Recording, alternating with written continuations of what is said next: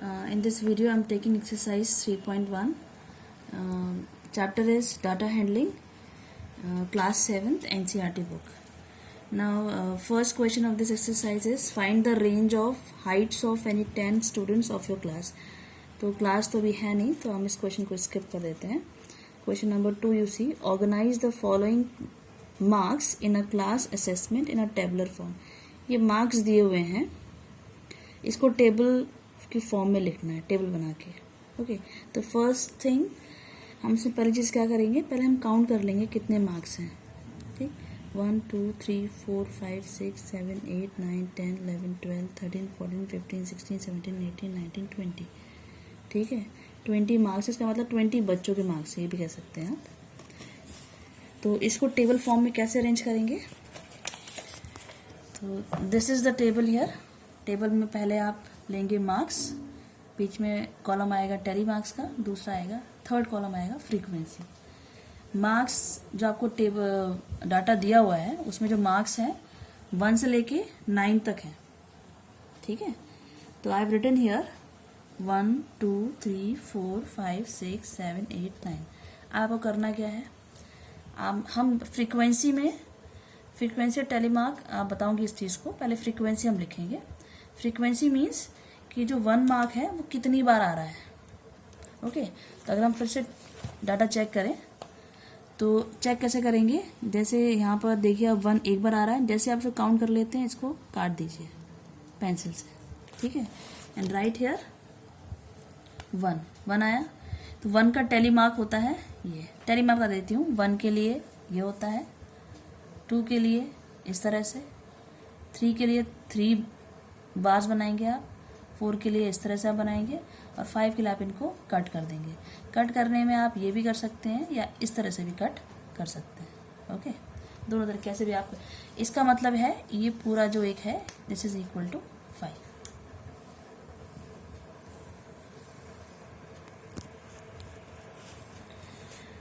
तो जो 1 मार्क है वो कितनी, फ्रीक्वेंसी मीन्स कितनी बार, number of time it occurs in the data में मार्क्स 1 जो है वो कितनी बार आ रहा है. ठीक है, number of times. Tally mark 1 के लिए ये हो गया. नाउ अब हम देखेंगे मार्क, कौन सा मार्क्स, 2 मार्क्स, यानी कितने बच्चों के 2 मार्क्स आए, या ये कह लो कि 2 मार्क्स कितनी बार आ रहा है डाटा में. ओके, नाउ इस ईयर इसमें 2 कितनी बार आ रहा है, विल काउंट. 1 काट देंगे इसको, 2 टाइम्स, 2 कितनी बार आ रहा है, 2 टाइम्स. तो आई राइट हियर 2, और उसके लिए टेलीमार्क बन जाएगा इस तरह से. ठीक है, ये आप 1 स्टिक बनाएंगे यहाँ पे, 2 स्टिक बनाएंगे आप यहाँ पर 2 के लिए. आप 3 के लिए चेक करते हैं, मार्क्स 3 जो है वो कितने टाइम्स आ रहा है, 1, ओनली 1 टाइम. ओके, तो विल राइट हियर 1. जो मार्क्स 3 हैं वो कितनी बार आए हैं, 1. या ये कह सकते हो 1 स्टूडेंट के मार्क्स 3 हैं, 2 स्टूडेंट्स के मार्क्स 2 हैं, और 1 स्टूडेंट के मार्क्स 1 है. तो 1 टेली मार्क ये हो गया. नाउ सी मार्क्स 4, 1 2 3 कितनी बार आ रहा है, 3 टाइम्स.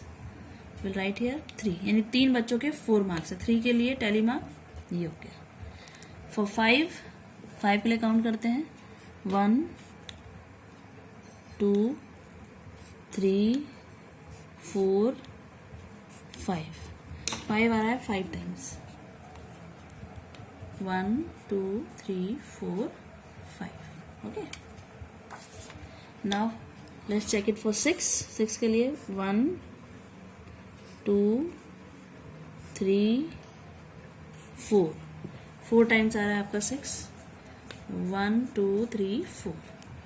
ठीक है, for 7 1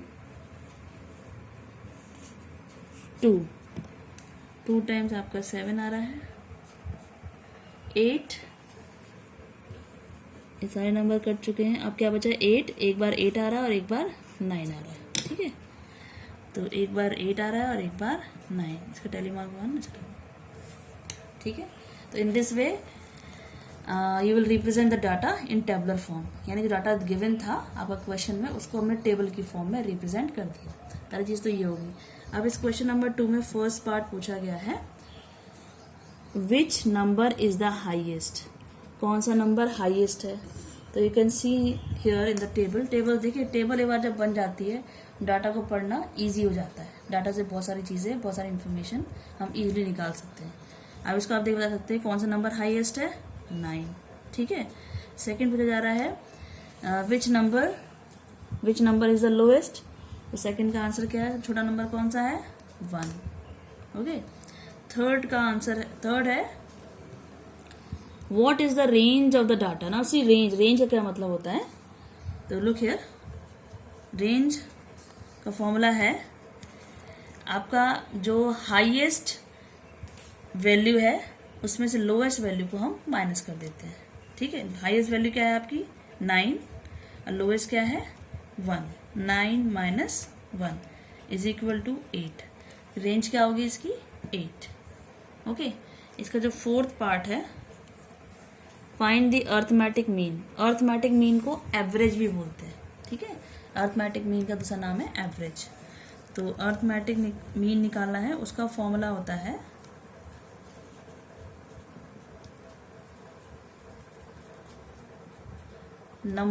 some of observation upon total number of observation. Observation क्या है, डाटा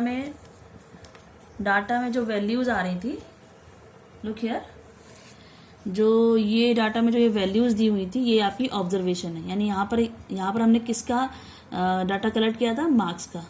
तो मार्क्स ही आपके क्या है, ऑब्जर्वेशन, ठीक है। डाटा हम इकट्ठा करते हैं नंबर की फॉर्म में, उन नंबर्स को हम क्या बोलते हैं, ऑब्जर्वेशन। तो यहाँ पे जो ऑब्जर्वेशन है वो क्या है, एक्चुअली मार्क्स। तो इन सब का सम, तो इन सब का हमें सम निकालना है। तो इसके लिए हम क्या करेंगे, सबको इस तरह से लिख लेते हैं, 4 + 6 + 7, ये आपको डाटा दिया है ना, प्लस साइन लगा लेंगे। अच्छा, इस तरह से लिखने में बहुत लेंथी प्रोसेस हो जाएगा, तो आप इसको लिखने की जगह, ठीक, हम क्या करते हैं, सीधे आप उसको ऐड कर लो, ऐड कर लेंगे।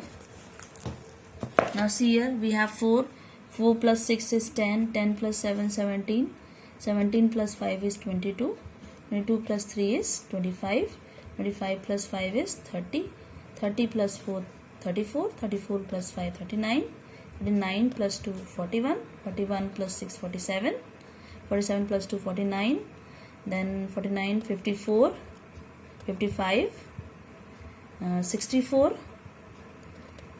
and then 70, 75, 83, 87, then we have 93, 93 + 7 is 100। ये आपका आ गया सम, तो क्या आ गया 100 upon total number of observation, यानी कितनी ऑब्जर्वेशन थी हमारे पास। तो अगर आपको याद हो, मैंने काउंट किया था 20 थी, 1 2 3 4 5 6 7 8 9, कितनी थी 20, पहले हमने काउंट कर लिया था इसको। तो 20 is the number of observation. तो सम ऑफ ऑब्जर्वेशन को हम टोटल नंबर ऑफ ऑब्जर्वेशन से डिवाइड कर देंगे, 2 5 are 10, तो 5 क्या आ गया, अर्थमेटिक मीन। तो इसका अर्थमेटिक मीन आ गया 5, ओके। 5 मार्क, यानी आपका 1 से लेकर 9 तक जो मार्क्स दिए हुए हैं उसका अर्थमेटिक मीन क्या है, 5, okay. Now I am going to the next question, question number 3। Question number 3 is find the mean of the first 5 whole numbers. पहले 5 होल नंबर्स, पहले तो आप पहले 5 होल नंबर्स लिखेंगे। तो आप लिखोगे फर्स्ट 5 होल नंबर्स आर, पहला होल नंबर क्या होता है 0, नेक्स्ट 1 2 3 4, फर्स्ट 5 बोला है, हम 0 स्टार्टिंग करेंगे, सॉरी 5 करने थे ना, तो 1 2 3 4 5 ये हो गए। अब इसका निकालना है अर्थमेटिक, इन्होंने सिर्फ मीन लिखा है, मीन का मतलब यहाँ पर अर्थमेटिक मीन ही है। आप सिर्फ अगर मीन भी लिखोगे, मीनिंग इज सेम कि अर्थमेटिक मीन निकालना है, तो वही करेंगे हम, इसमें सबको प्लस कर देंगे जी, आप पहले फॉर्मूला लिख लो, sum of observation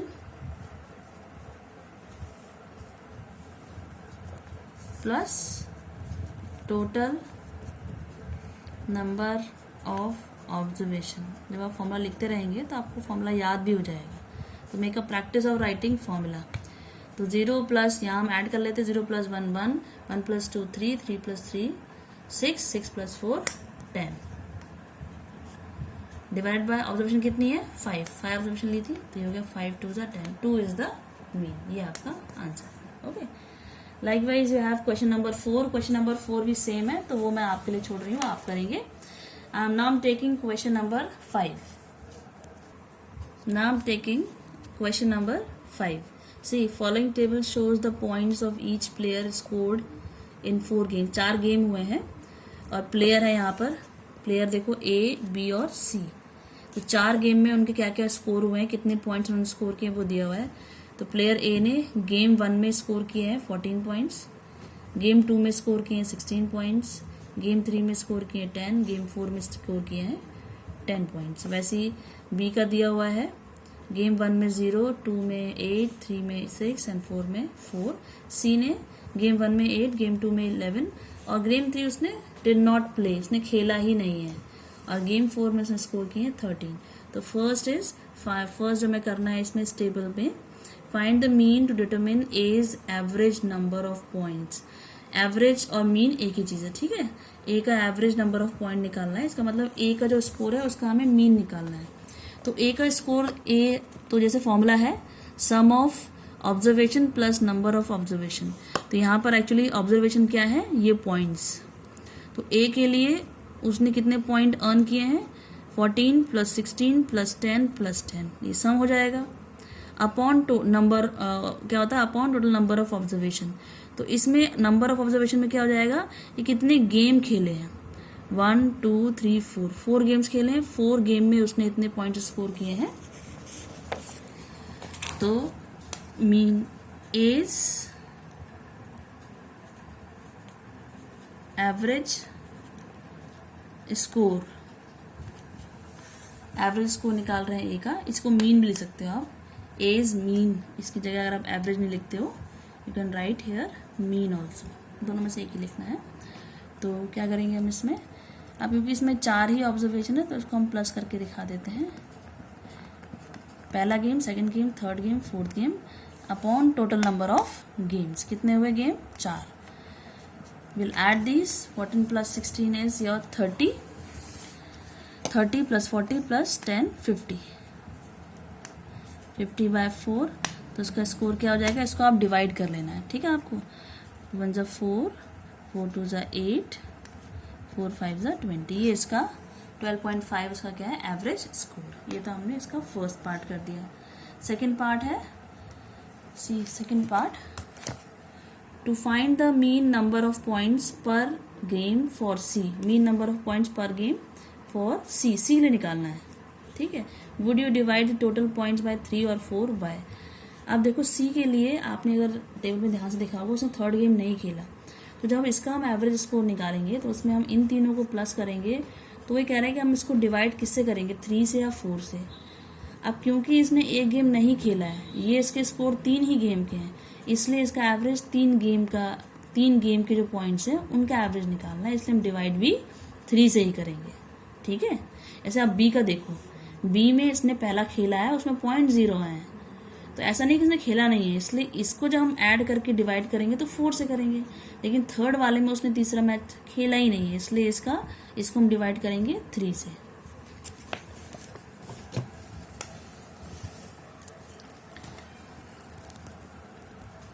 so mean, या you can write here C is वही एवरेज स्कोर। तो पहले उन्होंने पूछा है would you divide the total by 3 और 3, इसमें निकालना नहीं है मीन, ये पूछ रहे हैं कि आप उसके मीन को निकालने के लिए 3 से डिवाइड करेंगे या 4 से। तो आप लिखोगे, इसका आंसर सेकंड का ये होगा, we would divide the total by 3। अब पूछ रहे आगे वाई, आप लिखोगे because C has played, C ने कितने मैच खेले हैं? 3 मैच, ओनली 3 मैचेस, ठीक है, दिस इज इट्स आंसर। अब सी का हम ऐसा करते हैं, वैसे तो क्योंकि इसलिए जो लास्ट इसका पार्ट है तो पूछा गया है who is the best performer, तो बेस्ट परफॉर्मर निकालने के लिए हमें तीनों का स्कोर पता होना चाहिए, इसलिए हम सी का भी यहाँ पर एवरेज स्कोर निकाल लेते हैं। सी का एवरेज स्कोर हो जाएगा 8 + 11 + 13 अपॉन 3, तो ये आपका हो गया 11 + 8 इज 19, और एक ऐड ऐसे कर सकते हैं, वंस प्लेस पहले ऐड कर लेते हैं, 3 + 1 4, 4 + 8 12, अब टेंस प्लेस पे 1 कैरी जाएगा, 1 + 1 2, 2 + 1 3, 32 upon 3, okay. So this has become 3 1s are 3 0, then we have 3 6 are 18, this will become 3.6666, it will go like this 6666, तो राउंड ऑफ करके हम इसको यहाँ लिख लेंगे 10.7, ओके। नाउ थर्ड पार्ट में बी का हमें बी का निकालना है हमें score. B has played all the 4 games. How would you find the mean? B का वैसे निकालेंगे, B's mean स्कोर या एवरेज स्कोर आप ले सकते हैं, 0 + 8 + 6 + 4 डिवाइडेड बाय 4, यहाँ 4 गेम खेले ना उसने, 4 से डिवाइड किया, यहाँ 3 ही गेम खेले थे तो 3 से डिवाइड किया, 6 + 4 10, 10 + 8 18, 18 upon 4, this will give you 4 4 = 16, 4 5 = 20, तो ये हो गया आपका ए का स्कोर, एवरेज स्कोर, एवरेज मतलब एक गेम, एवरेज 4 गेम खेले हैं ना, तो हर गेम में अलग अलग स्कोर किया है, लेकिन अगर हम ये मान के चले कि हर गेम में बराबर स्कोर किया हो, तो एक गेम में कितना स्कोर होगा, तो वही एवरेज स्कोर होगा, यानी एक गेम में उसने 12.5 पॉइंट्स स्कोर किए हैं, ठीक है, एक गेम में, तो चारों गेम में 12.5 12.5 12.5 12.5, वैसे ही आप इसका सी का लेंगे 10.7, मतलब है उसने 3 गेम खेले, तीनों में उसने 10.7 10.7 10.7, और बी के लिए उसने हर एक गेम में 4.5 4.5 4.5 4.5 पॉइंट्स स्कोर किए हैं। तो अगर आप तीनों का स्कोर चेक करोगे तो किसका बेस्ट है? ए का। तो फोर्थ में पूछा गया है who is the best performer, तो आप लिखोगे A is the best performer, क्योंकि ए का मीन सबसे ज़्यादा है, ठीक है। Now there are some other questions also, but बाकी सारे क्वेश्चंस भी 9 क्वेश्चंस हैं इसमें, तो इन क्वेश्चंस के अलावा जो बाकी क्वेश्चंस दिए हैं they are also you have to do those questions the same way I have told you, जैसे मैंने बताया है वैसे ही सब में आपसे हाईएस्ट या लोएस्ट निकालना होगा, रेंज निकालने को कहा गया है या मीन निकालने को कहा गया है, जैसे मैंने ये क्वेश्चन आपको सब एक्सप्लेन करे हैं, इसी तरह से आपको बाकी क्वेश्चंस भी करने हैं। Thank you.